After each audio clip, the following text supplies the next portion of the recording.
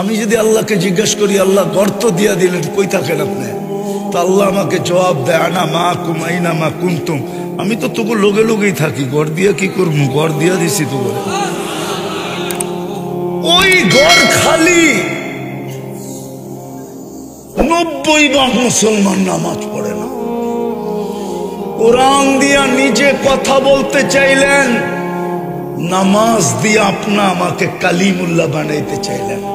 নামাজের জন্য ডাকে না, কথা বলতে ডাকে। মুসাল্লি নাজি রব্বা, জান্নাতের চাবি দিতে ডাকলেন, চাবি দেওয়ার জন্য ডাকছে আপনাকে। এই মাদ্রাসায় পড়ায় মিফতাহুল জান্নাহ আসসালাহ, জান্নাতের। আইলে আপনার নামাজ কি আর আমার নামাজ কি? এটা তো বাহানা।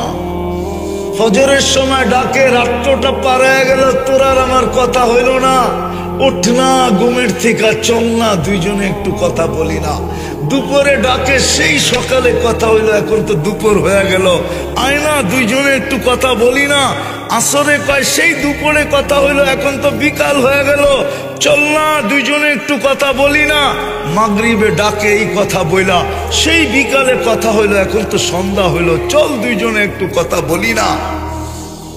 একটু কথা বলি না বলে এশায়, বলে এশায় এই জন্য ডাকেন যে একটু পরে তো ঘুমায়া যাবি, উঠাইলে না উঠবি, নাইলে তো আর কোনোদিন উঠা হবে না, চল না দুইজনে কথা বইলা ঘুমাই না। তুই চইলা আসলেও যেন আমি বলতে পারি কথা বইলা আসছে, রাখো আমার কাছে। এই জন্য তো ডাকে। 90% মুসলমান নামাজ পড়ে না। এর চেয়ে বড় অপরাধ কি? ডাকে কে? কে ডাকে? ওলামা বলো, কোন উম্মতকে ডাকার দায়িত্ব নিছেন কিনা?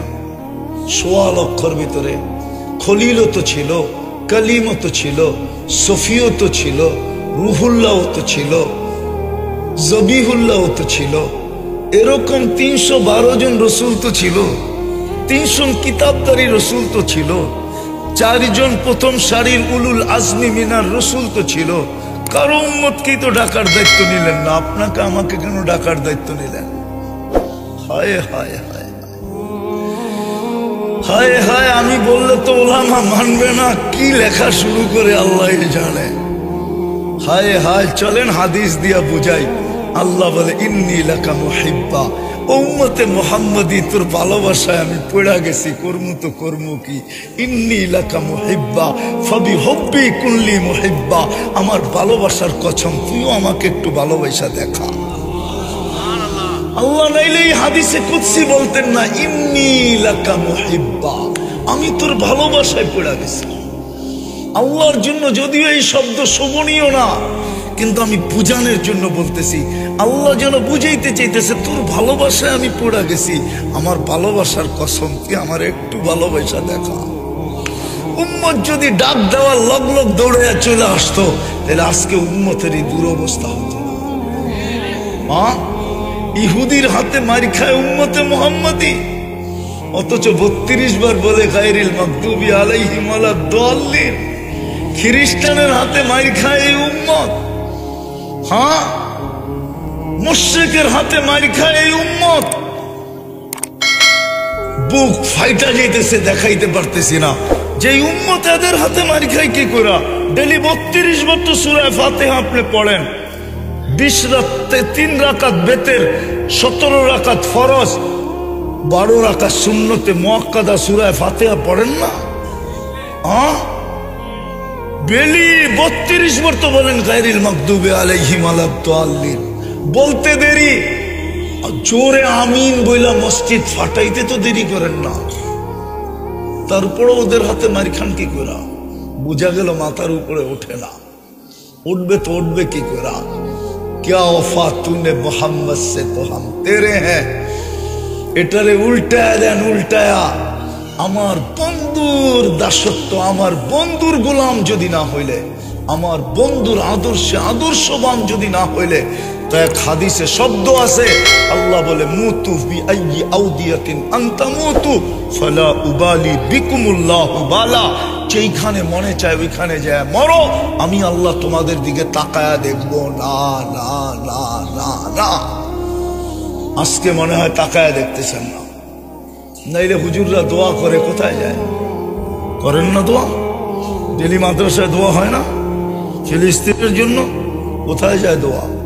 1 বছর 3 মাস হইতে তো চললো, আর মাত্র 5 দিন বাকি, আর মাত্র 5 দিন বাকি। 1 বছর 3 মাস হইতে 5 দিন বাকি, 1 বছর 3 মাস। দোয়া তো কবুল হয় না, প্রতিদিন তো মাটির সাথে মিশতেছে। এই জন্য সর্বশেষ কথা, মসজিদ বুড়া দিবেন। কে কে দিবেন মসজিদ বুড়া? পাক্কা ওয়াদা? হ্যাঁ, সর্বশেষ আপনাদের কাছে একটা অনুরোধ করব, এটা এই জন্য করব, নাহলে করতাম না। এটা এই জন্য করব, যে বাংলাদেশ প্রত্যেকবার বিপর্যয়ের থেকে বাঁচা যায়। আপনি করোনার সময় দেখেন, বাংলাদেশ নিয়ে এত উক্তি আর যুক্তি আপনি মিডিয়ায় পাবেন যে করোনার সময় এই পর্যন্ত বাংলাদেশের বুদ্ধিজীবীরা, বাংলাদেশের মনীষীরা, বাংলাদেশের কি বলে এদেরকে সুশীল সমাজ এই পর্যন্ত বলছে যে বাংলাদেশে এত মরবে যে দাফন করার লোক পাওয়া যাবে না। মরছে? হ্যাঁ, বরং চ্যালেঞ্জ, সারা দুনিয়ায় করোনার রোগী বাংলাদেশে যত সুষ্ঠুভাবে দাফন কাফন হয়েছে দুনিয়ার কোথাও হয় না। কেননা করোনার সময় যত সংস্থাগুলা কাজ করছে ওগুলা সব মাদ্রাসার ওস্তাদরা নাইলে ছাত্ররা।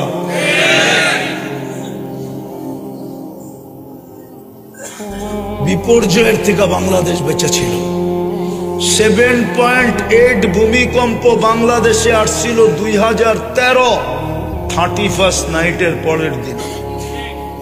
কোনো বিপর্যয় ঘটে নাই, 5টা 5-এ। অথচ তুর্কিতে আসছে 1.5 লক্ষ মারা গেছে সেই গত ডিসেম্বরে। বাংলাদেশে 100বার ভূমিকম্প আসছে, নড়ছে চড়ছে, কিন্তু বাংলাদেশ পড়ে নাই। আর আমার বিশ্বাস কোনোদিন পড়বেও না। হ্যাঁ, আমার বিশ্বাস এটা। আমি দুনিয়া ঘুরে এই বিশ্বাস অর্জন করছি, নাইলে আমি এত জোরে মিডিয়ার সামনে বলতাম না। কেননা বাংলাদেশের মতো মসজিদ দুনিয়ার কোথাও নেই, বাংলাদেশের মতো 40,000 হেফজোখানা দুনিয়ার কোন দেশে নাই। আপনি জানেন 40,000 হেফজোখানা কি করে? ওরা সকালে ফজরের 1 ঘন্টা আগে ওঠে, আর উঠা সর্বপ্রথমে লাল সবুজের পরিধিটাকে একটা সুরক্ষার আধ্যাত্মিক চাদর দিয়া ঢাইকা দেয়। এই জন্য দেখবেন বাংলাদেশে যতগুলো বড় ভূমিকম্প আসছে সব ফজরের সময় আসছে। দেওয়ালে বল মারলে যেরকম ডাইনে যায় বামে যায় স্লিপ খায়া অথবা পিছে ব্যাক করে, বাংলাদেশে যতবার ভূমিকম্প আসছে 7.8 পর্যন্ত ওটা স্লিপ খায়া চলে গেছে, নাইলে পিছনে চলে গেছে। কেননা সুরক্ষার চাদর ব্যাট করার ক্ষমতা ভূমিকম্পের ছিল না, আমার মনে হয় কোনোদিন থাকবেও না। 10 নম্বর মহাবিপদ সংকেতের ফ্ল্যাগ উঠছে, কিন্তু আলহামদুলিল্লাহ আজ পর্যন্ত কোনো বিপর্যয় তেমন ঘটে নাই। হ্যাঁ, ঘটছে নাকি? হ্যাঁ, কেন? মসজিদ মাদ্রাসার কারণে। তৃতীয়, হক্কানি আলেম ওলামা আল্লাহওয়ালাদের কারণে। এই জন্য আমরা যদি চাই যে বিপর্যয় না ঘটুক, তাহলে আমাদেরকে এগুলা টিকায় রাখা উচিত। যদি টিকায় না রাখবেন তাহলে একদিন এগুলা বিলুপ্ত হয়ে যাবে। আমি চিনি ইমাম বুখারী রহমতুল্লাহ আলাইহির দরসগাহ, যেইখানে বসে উনি বুখারী পড়াইতেন, ওটা এখনো জাদুঘর হিসাবে রাখা আছে। 50,000 ছাত্র বসতে পারে। যান আমার কাছ থেকে অ্যাড্রেস লন, যান দেখা আসেন। হুজুরদেরকেও বলতেছি দেখা আসেন, 2-4 দশজন যায়। এখনো 50,000 ছাত্র বসতে পারে। এখনো কালির মটকা রাখা আছে ছোট ছোট, এখনো চবুতরা রাখা আছে একটু পর পর। ওই যুগে তো লাউড স্পিকার ছিল না, উনি হাদিস পড়তেন, তারপরে ছেলেরা পড়তো, এরপরে একজন পড়তো, এরকম করতে করতে পিছিয়ে যাইতো। আমাদের ওস্তাদরা আমাদেরকে পড়াইছে, এক এক সময় ওনার দর্শে 90,000 পর্যন্ত ছাত্র হতো। 50,000 তো এখনো বসতে পারবে, যেটার ভিতরে জাদুঘর বানানো আছে। চান দেখে আসে, একদিন হবে আমাদের এগুলোও জাদুঘর হয়ে যাবে যদি আমরা এগুলাকে সুরক্ষা না দিলাম, হেফাজত না করলাম। এই জন্য আপনাদের কাছে দরখাস্ত, বদরি সদস্য হিসাবে এই মাদ্রাসাগুলো যেন টিকা থাকে। আপনি মাসে 100 টাকা দিয়ে বদরি সদস্য, বৎসরে 1200 টাকা দেন। 100 টাকা তো মাসে বেশি কিছু না, বেশি 100 টাকার রং আপনি কালকে দেখবেন, আজকে আমি দেখাইতে পারবো না। কিয়ামতের মাঠে দেখবেন 100 টাকার রং কি রকম। 100 টাকায় কি জাদু দেখায়, 100 টাকায় আপনাকে কি ম্যাজিক দেখাবে, ওটা কিয়ামতের মাঝে বুঝবেন। কেন এই উম্মত তো এক নেকি দিয়ে জান্নাতে যাবে, কয় নাকি বলে দিমু, একজনের এক নেকি লাগবে কিয়ামতের দিন জান্নাত পাওয়ার জন্য। তো আল্লাহ জানেন, তাও পরীক্ষামূলক পাঠাবে, বলবে যা দেখ আপনজন দেয় কিনা, নিয়ে আয় এক নেকি।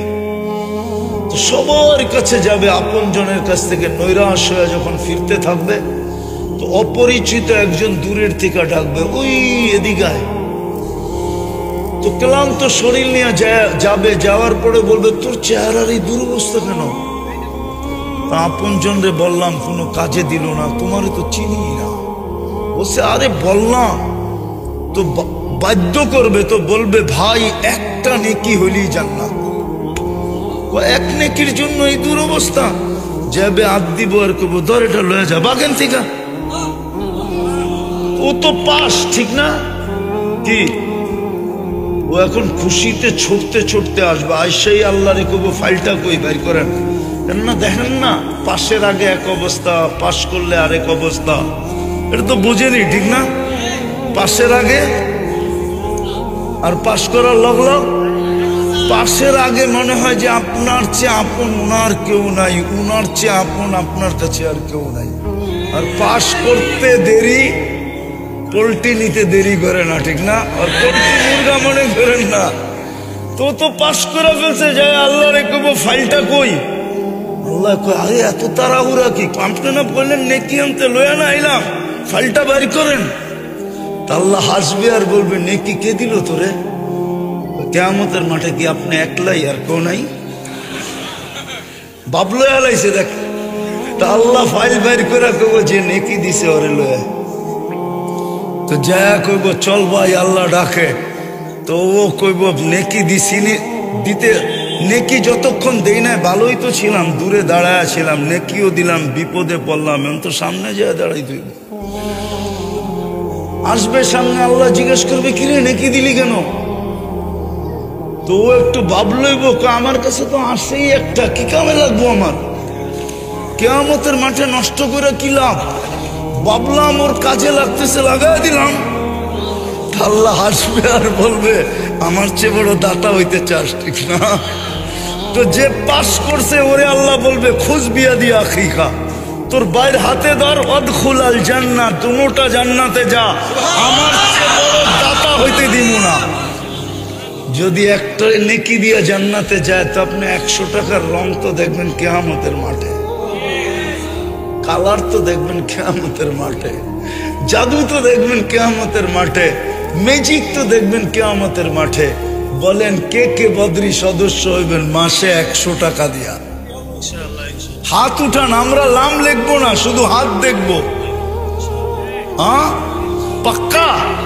তাইলে আপনারা দফতর থেকে ফরম নিয়া মাসে 100 টাকা ইনশাআল্লাহ। কিয়ামতের মাঠে যদি দেখা হয়, ইনশাআল্লাহ আপনাকে আমি 100 টাকার রং দেখাবো, কালার দেখাবো, ম্যাজিক দেখাবো, যে 100 টাকায় কি রং দেখাইলো। হ্যাঁ সত্য, এটাই মনে উঠলো, এই জন্য বলতেছি। রাত্র অনেক হইতেছে, কালকে আমার অনেক সকালে বাহির হইতে হবে, তারপরও মনে উঠলো, এই জন্য বলতেছি। সুলতান মাহমুদ গজনভী রহমতুল্লাহ আলাই, যিনি ভারত মহাদেশ স্বাধীন করছেন, এইখানেও রাজত্ব করছেন যিনি, 17 বারের সময় ভারত স্বাধীন করছেন। উনি মাসখানিক বিলকুল গুমসুম ছিলেন, সবাইও আসতেন না, কেমন জানি হারায় গেছিলেন। মন্ত্রী পরিষদ, পুরো রাষ্ট্র চিন্তিত হয়ে গেছে, রাজার হইল কি, সুলতান মাহমুদের হইল কি। একদিন উনি হাসতে হাসতে দরবারে আসছেন, তো সবাই বলতেছিল মাহমুদ সুলতান, এই মাস 1.5 মাস আপনার এই দুরবস্থা ছিল কেন? আপনি না দরবারে আসতেন, না কারোর সাথে সাক্ষাৎ করতেন। বলে একটা প্রশ্ন আমার দিলে ছিল, ওটা সমাধানের জন্য আমি হারায় গেছিলাম। বলে সেটা কি? বলে গজনি থেকে নিয়ে ভারতবর্ষ পর্যন্ত আমি ইসলামের ঝান্ডা উড়াইছি, কিন্তু আমার মনে আমি জানতে পারি না আজ পর্যন্ত যে আল্লাহ আমাকে মাফ করলেন কি করলেন না, কিন্তু কালকে রাত্রে আমি জানতে পারছি। বলে সেটা আবার কিভাবে জানতে পারলেন? বলে আমি গজনি শহরে ঘুরতেছিলাম প্রজাদের অবস্থা দেখার জন্য, তো আমি একটা মাদ্রাসার তালেবে ইলমকে দেখতেছিলাম যে এক কাবাব বিক্রেতা কাবাব ভাজা ভাজা বেচতেছিল।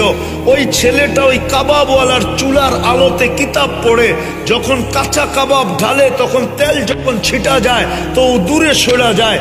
তেল ছিটা যখন বন্ধ হয় তো ও আবার কাছে আসে, আবার কিতাব খোলে, আবার পড়তে থাকে।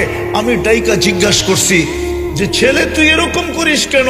বলছে আমি গরিব বাপের ছেলে, ঘরে রাত্রে বাতি জ্বলে না, আমাকে সকালে ওস্তাদের কাছে সবক দিতে হবে, আমি পড়বো তো পড়বো কোথায়?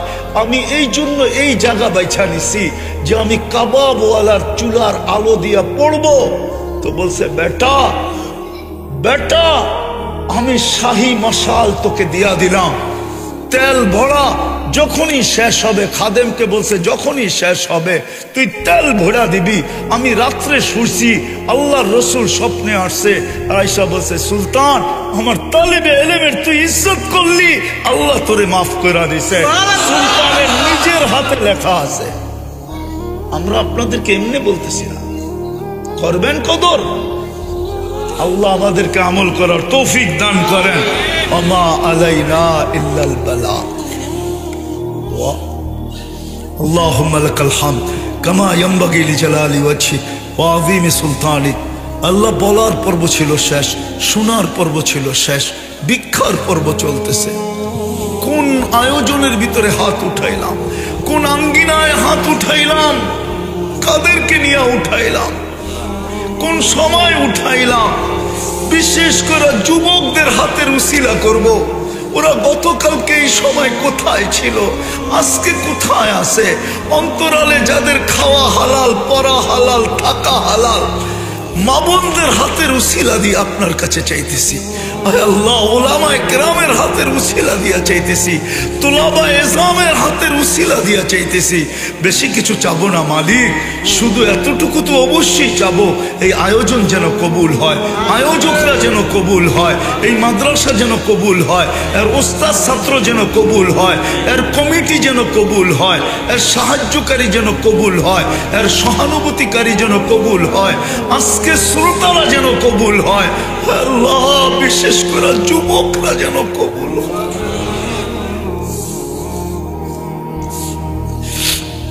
এই ইউনিয়নের মানুষগুলা যেন কবুল হয়, এই থানার মানুষগুলা যেন কবুল হয়, এই জেলার মানুষগুলা যেন কবুল হয়। আজকে যেন উম্মতে মুহাম্মাদি কবুল হয়, আজকে যেন জিনো ইনসান কবুল হয়। আমরা কবুলিয়ত ছাড়া আর কিচ্ছু চাই না মালিক। কবুল হইলে বাকি হয়ে যাবে, এটা সত্য। কবুল হয়েছি বিদায়ী তো মানুষ হইতে পারছি, কবুল হয়েছি বিদায়ী তো উম্মতে মুহাম্মাদি হইতে পারছি। কবুল হয়েছে বিদায়ী তো মুসলমানের ঘরে নির্বাচিত হইতে পারছি। আল্লাহ কবুল যদি না হইতাম তাহলে মানুষ হইতে পারতাম না, উম্মত মুসলমানের ঘরে আসতে পারতাম না, উম্মতে মুহাম্মদি হইতে পারতাম না। কবুল হইলে সব হয়ে যাবে, এটাই তো সত্য। এটাই তো আলেমরা বলে কাবেলিয়াত শর্ত না, কবুলিয়াত শর্ত।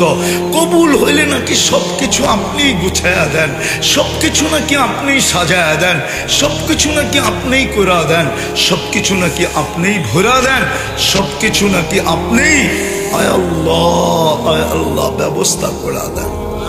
কবুলিয়াত চাই, সাথে সাথে যার যে পেরেশানি আছে দূর করে দেন, প্রয়োজন আছে মেটায়া দেন, অসুস্থ আছে শেফায়ে কামেলা আজেলা দাইমা মুস্তামেররা নসিব করেন। আল্লাহ জটিল রোগ থেকে আমাদেরকে হেফাজত করেন। হার্টের রোগ দিয়েন না, কিডনির দিয়েন না, লিভারের দিয়েন না, ব্রেন স্ট্রোকের দিয়েন না, ডায়াবেটিসের ক্যান্সারের দিয়েন না। আল্লাহ জটিল রোগ দিয়েন না, ব্যয়বহুল দিয়েন না। আল্লাহ গোপন কোনো রোগ দিয়েন না।